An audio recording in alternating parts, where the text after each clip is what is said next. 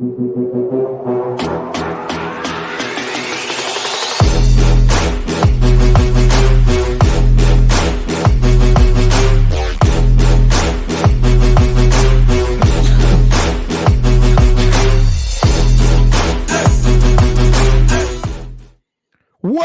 to the King Chapman Show. Today is Thursday, July 18th. I am Brent Chapman, and with me is the original one, Jimmy.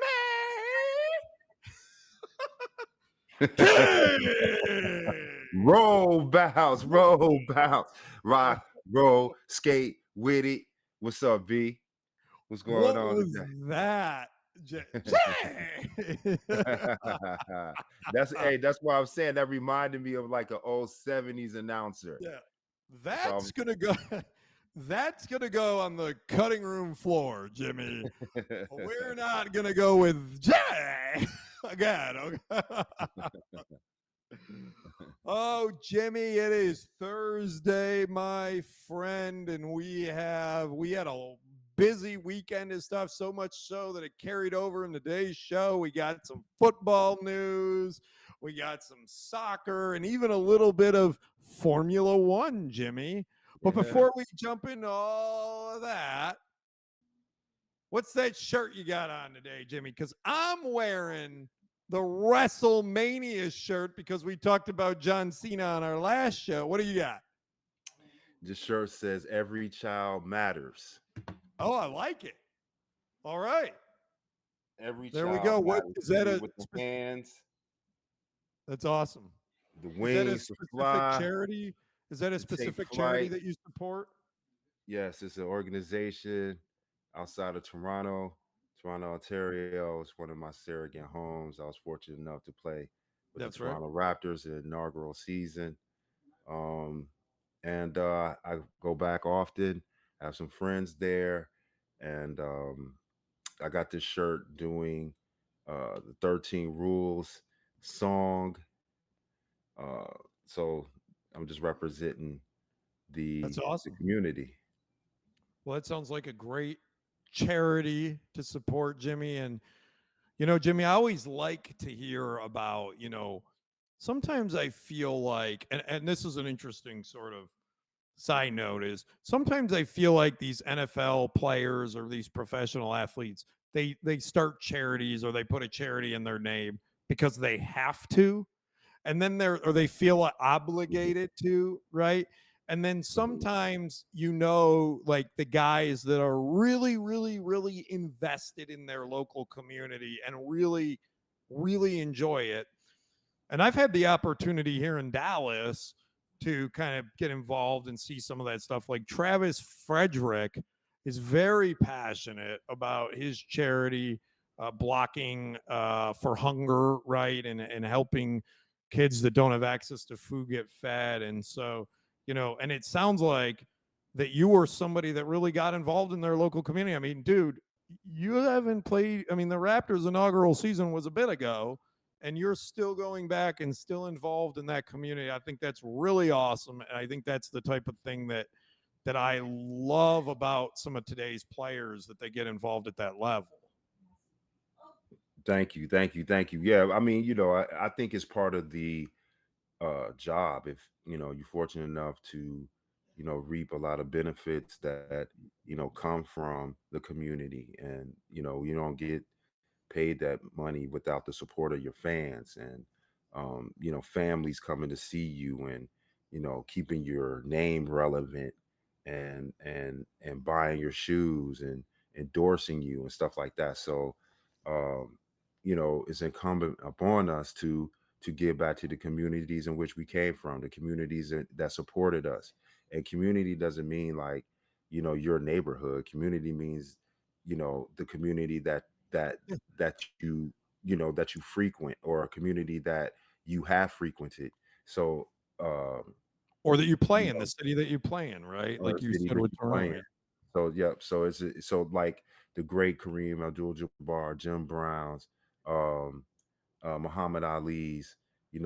Those are the guys who Bill Russells, who were outspoken, who, when I was growing up as a kid, that made me want it to be more than an athlete, that, not just was great at dribbling a ball or punching a bag or catching a, or running a route. It's bigger than that. And I just wanted to, always uphold that legacy. Jimmy, we do Jimmy story time. We're going to do a little Brent story time because I'm going to tell you an interesting story that you don't have to be a professional athlete to do that.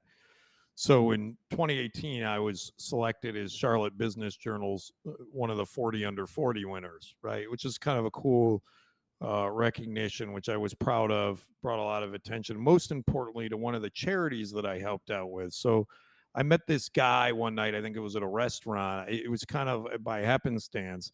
And he had been he had a corporate job, and then he had retired, and his daughter had this idea. And basically what it was they would get old computers, right, that people weren't using anymore, and refurbish them and put in new hard drives and provide them to local Charlotte schools. This is when I was the chief information officer for a company in Charlotte. And so I said, you know what? I'm about to do a full hardware refresh of 1,000-person company, and I'm going to have a lot of computers that we're going to throw out. So we donated almost 1,000 computers to that charity. It's one of the largest donations I ever had, and they, at least at the time, and they were able to swap out all those and refurb those machines and provide 1,000 computers to Charlotte Mecklenburg schools to kids that didn't have access to computers. That's beautiful, man. That's what it's about. You don't have to be an NBA or an NFL player to make a difference in your local community. You just got to think about it, right? And look at your environment and where you're at, and say, hey, I have access to computers. Kids need computers. How can I do this? How can I help this out? So long intro there, Jeremy, but a good one. So thank you for sharing. Let's talk about some football. So after an off season of kind of going back and forth, the 49ers with Brandon Aiyuk, he's one of the top receivers in the league, Jimmy, he officially requested a trade.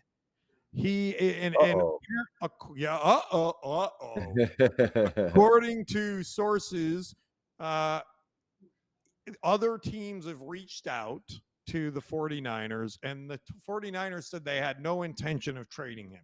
Suspect the agent found this out and said he thought he needed to make it public that he wants to go. So he has 1 year remaining on his contract, and he's looking for an extension like A.J. Brown got, Amon St. Ramon got from Detroit, Devontae Smith, Jalen Waddle. These guys got big deals, top 5, top 10 receivers. He's set to make $14.124 million this year in the 5th and final year of his rookie contract. So, Jimmy, do you think the trade demand is fair? Number one. And number two, I mean, are you okay with him demanding a trade at this point? And number two, where do you think he'll end up? Well, should he demand a trade? I don't know if he should demand it, but I do know that if he was playing or he was not hurt in the Super Bowl, they would have won.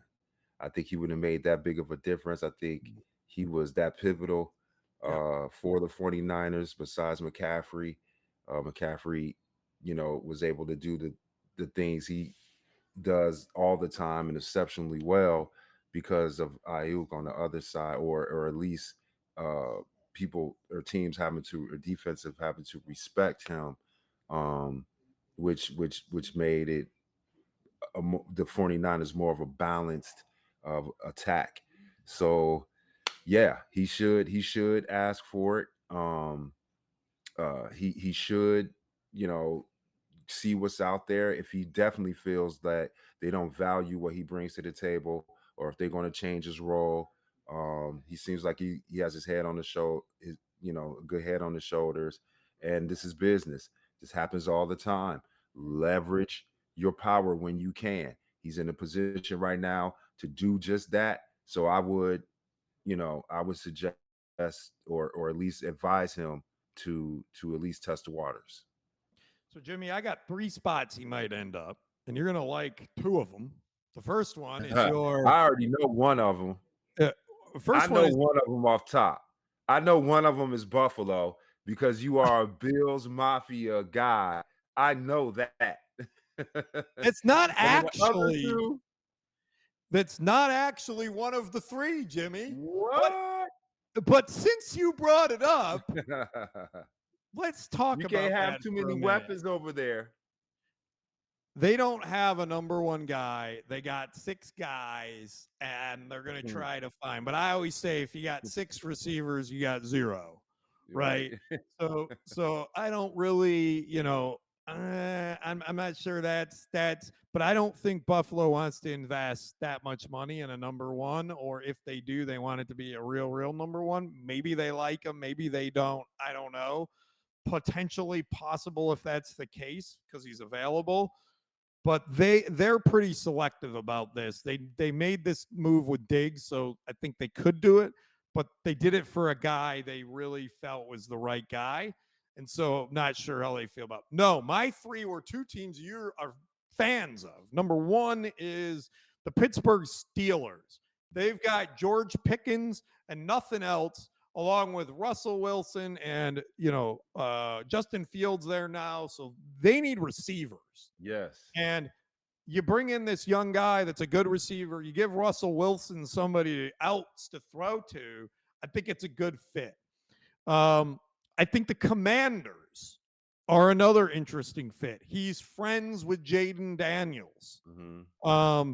And so that could be very interesting. A young team with a new quarterback, get him somebody that he likes, that he's friends with to throw to.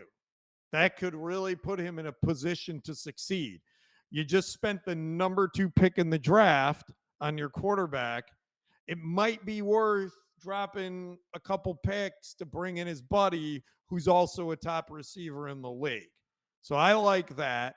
And then finally, I'm going to go ahead and bring up your Detroit Lions.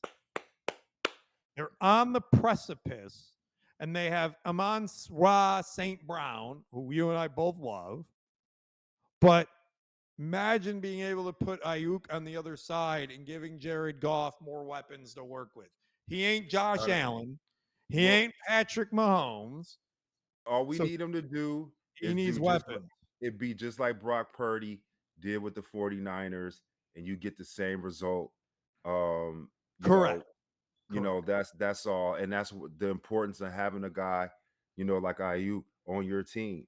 That's He right. could balance that field out, balance it so your guys who have already shown that they can do things within the offense are just going to enhance them. And then he'll find his way, get his footing up under him, and create his own spot and his own success. I think that's a great move as well. I think all 3 of those I mentioned are interesting, or 4 if you want to count the Bills. I don't know if I'm going to say where he'll end up. I really think Washington could be viable because of the reasons I gave, right?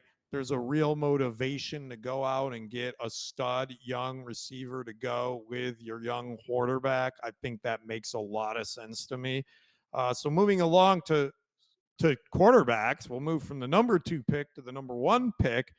It's happened.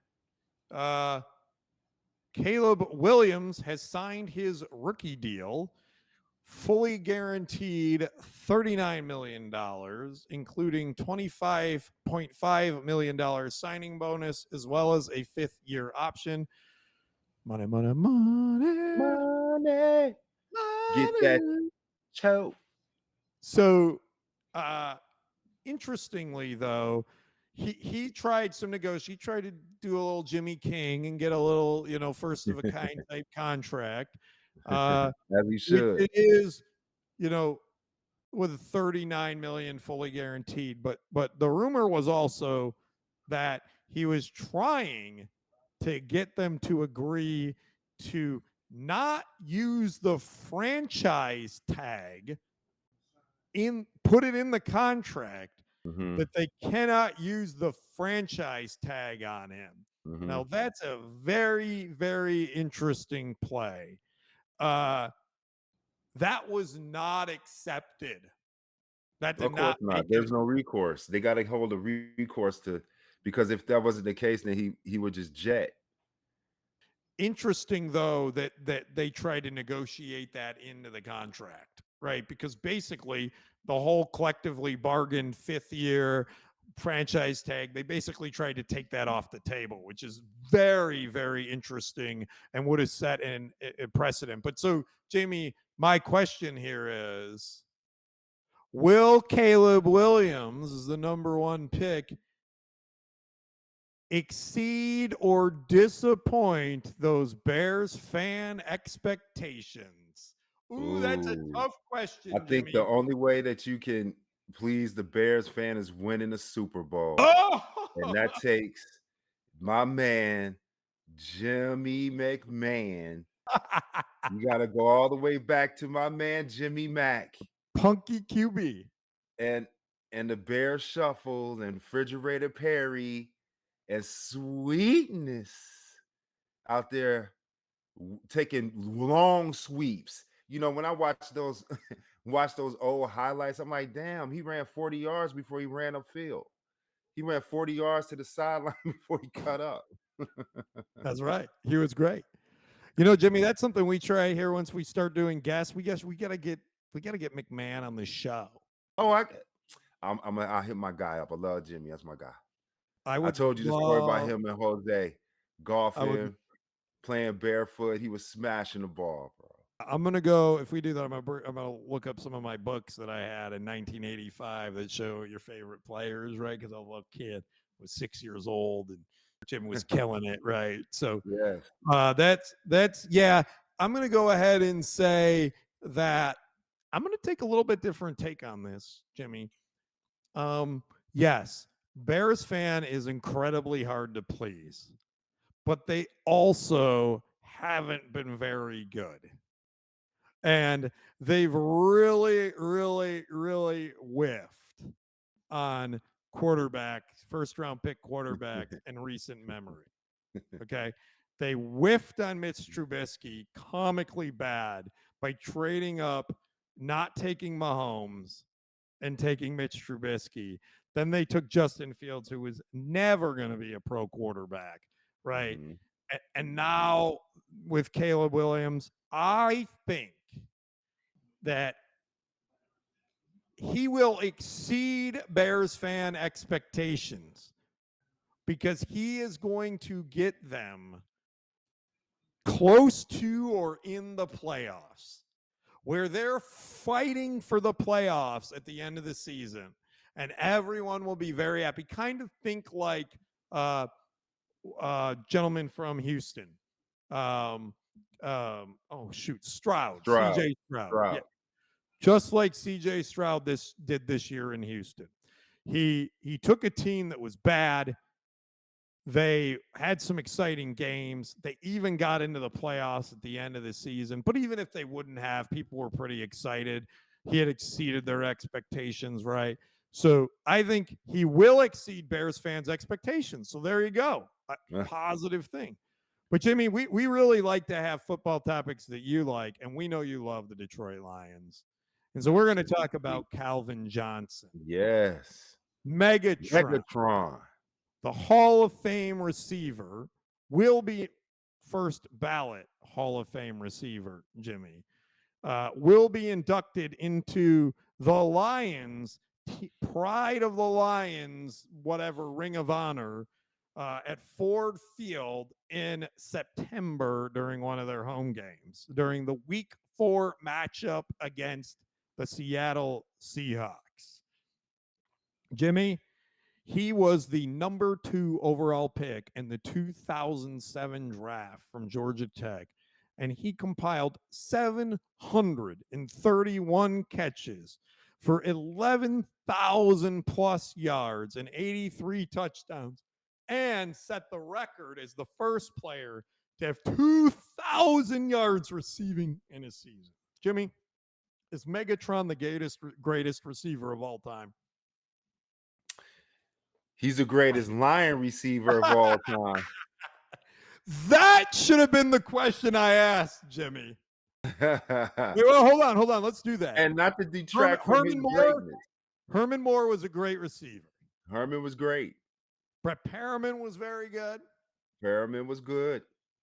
All right. But Megatron, like you just ran off his stats and the love that he gets and has gotten. And I'll see him. I'll see him next week, actually. I'll see him. I will be golfing in my brother Jalen Rose's celebrity golf outing fundraiser for his school, JRLA Academy in Detroit. So I'll see him there, like you mentioned earlier, giving back to the community, Awesome. raising funds and helping out the kids. So with that being said, yes, he is one of the greatest, probably the greatest Detroit Lions receiver of all time. And he definitely is in the conversation of a greatest of all time, up there with Jerry Rice, Randy Moss, and the likes. And T.O., don't forget my guy, T.O., right? I can't leave T.O. out on any greatest list because T.O. would not leave T.O. out on any greatest list. T.O. put T.O. first. T.O. would put T.O. first. That's right. T.O. is definitely one of the greatest personalities of all time. There is no doubt about that. I'm going to go ahead and say I wish I would have changed this question because I agree. He is the greatest Lions receiver of all time. And we've talked about this before. I think it's really unfair to pick a GOAT at a position that spans multiple generations because it's just different, right? It's just the league was different. The league was different in the 60s than it was in the 80s and 90s that it is today. Right. And so great receivers then can't really be compared to great receivers now. But yes, you have Jerry Rice, you have Randy Moss, you have, Megatron, right? And there's lots of guys that are in the Hall of Fame. Andre Reed, and there's just so many wide receivers in the Hall of Fame. Michael Irvin, right? Drew Pearson. So many great receivers over the course of history. I do think Calvin Johnson in his era was one of the most dominant, period. And I'll leave it at that. It's hard to call anyone the greatest, but he was very, very, very, very good for his generation and his time. So, Jimmy, I'm going to move along to soccer or football. We had two tournaments going on simultaneously, one in Europe, one in North America, South America.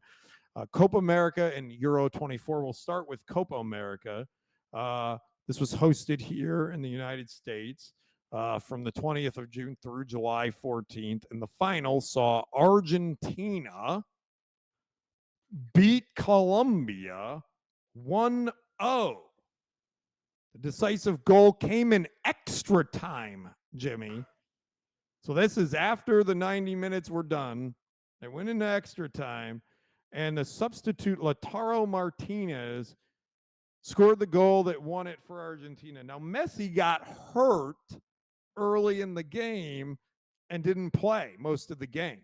So they did it without Messi. Now, got some controversy, Jimmy. So the final was delayed due to an incident involving fans storming the gates at Hard Rock Stadium. So they basically thousands of people ran through the gates without a ticket, forced their way through the stadium entrance, leading to a security breach. Law enforcement had to get involved. They had to close a large section of the stadium to regain control, and the disruption caused a delay in the kickoff time. And dude, the stadium was trashed. Like these people just it was thousands of people just stormed the gate and made a mess. Jimmy, you think that's you think that's soccer?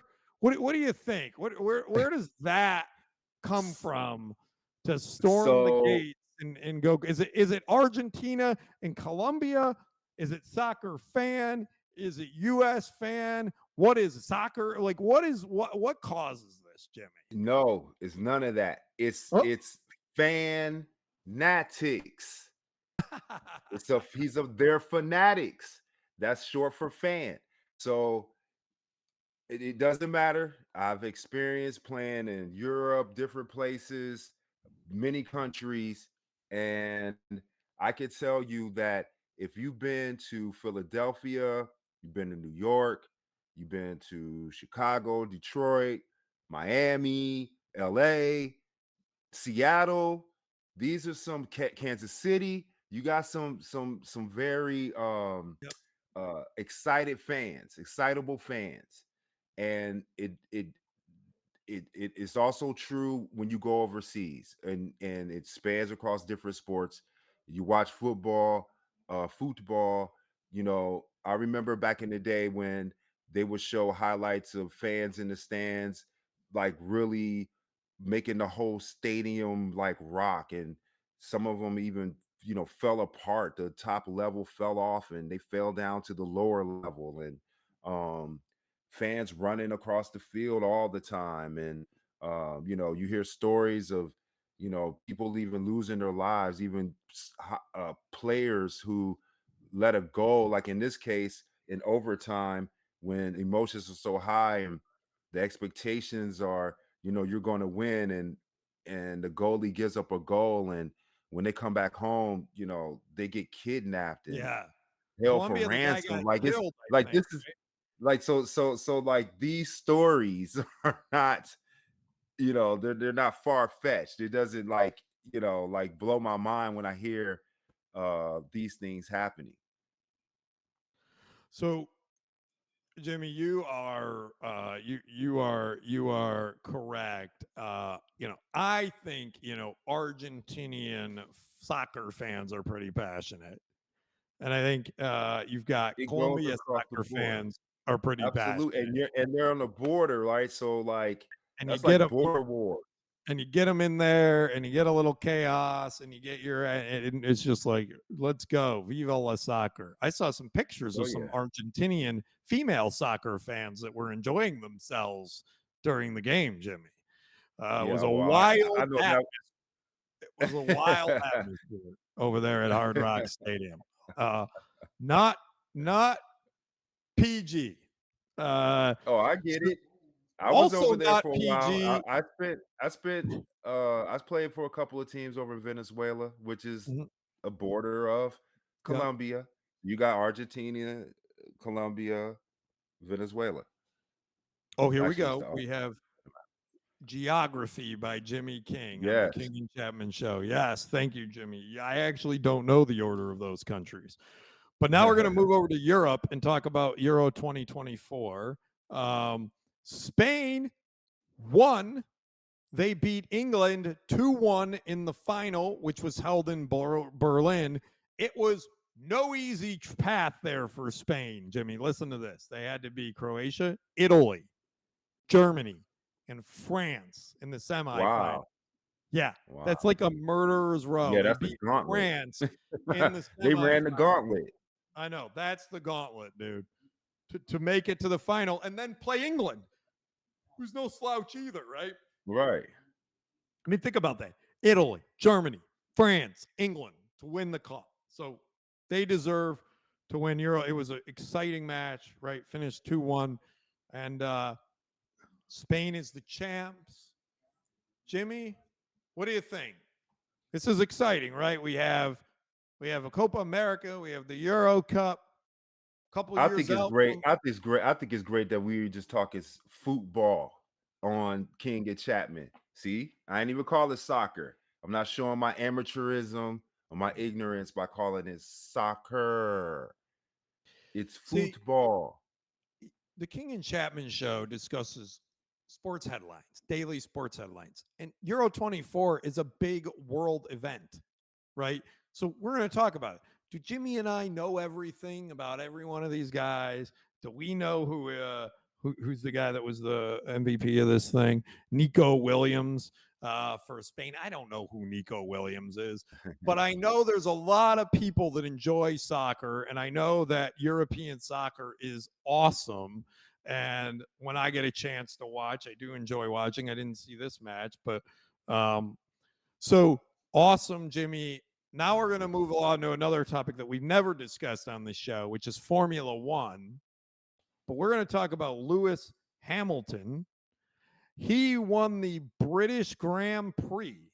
Now, he's had to wait for it, but he finally had his moment of redemption after he returned to the top of the podium for this Formula One 2 years, 7 months, and 2 days after he last won.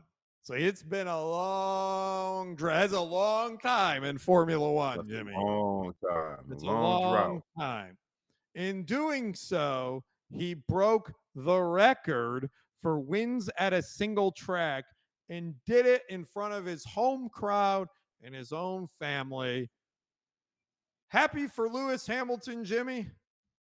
Absolutely. Sometimes when you go through droughts or you go through hard times, it's always great to get that thing that you're striving for, the thing that you're working for. But what better way than to do it in front of your hometown and your family and friends?